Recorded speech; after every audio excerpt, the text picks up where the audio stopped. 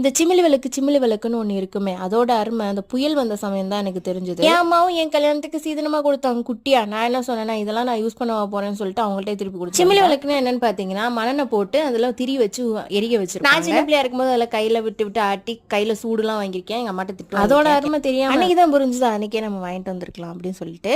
But நானே ஒரு சிமிலி விளக்க தயாரிச்சிட்டேன் வீட்டில் இருக்க பொருள். இதுல இன்னொரு பெனிஃபிட் என்னன்னா, நமக்கு கொசு வர்றது கூட இது கட்டுப்படுத்திடும் அண்ட் கொசுவை சாகடிச்சிரும். இந்த கொசு மருந்தை யூஸ் பண்றதோட இது ஓகேவா இருக்கும். கண்டிப்பா ட்ரை பண்ணி பாருங்க. என்கிட்ட வந்து எசன்ஸ் பாட்டில் நிறைய இருக்கும். ஸோ அதுல வந்து 3:1 ரேஷியோக்கு 3 பங்கு வேப்ப எண்ணெய்னா 1 பங்கு வந்து மேல இருக்க லிட்டு வந்து கொஞ்சம் இரும்புல இருக்க மாதிரி பாத்துக்கோங்க. பிளாஸ்டிக் வச்சா அதுல ஒரு ஓட்டையை போட்டு இந்த விளக்குக்கு போடுற திரி இருக்கு பாத்தீங்களா, அதை நுழைச்சு விட்டுணும். அப்பனா கரெக்ட். இது குட்டி பாட்டில இருக்கனால கொஞ்சம் அடிக்கடி தீந்துரும். நம்ம அப்பப்ப வந்து ரீஃபில் பண்ணிக்கிற மாதிரி இருக்கும். பெருசுனா ஓகே, ரொம்ப நேரம் ஸ்டே. முக்கியமா கொசு தொல்லையும் இருக்காது. இந்த மாதிரி வீடியோஸ் எல்லாம் பார்க்க நம்ம சேனலை ஃபாலோ பண்ணி வச்சுக்கோங்க. பிடிச்சிருந்தா லைக், ஷேர். வீடியோ பார்த்தமைக்கு நன்றி.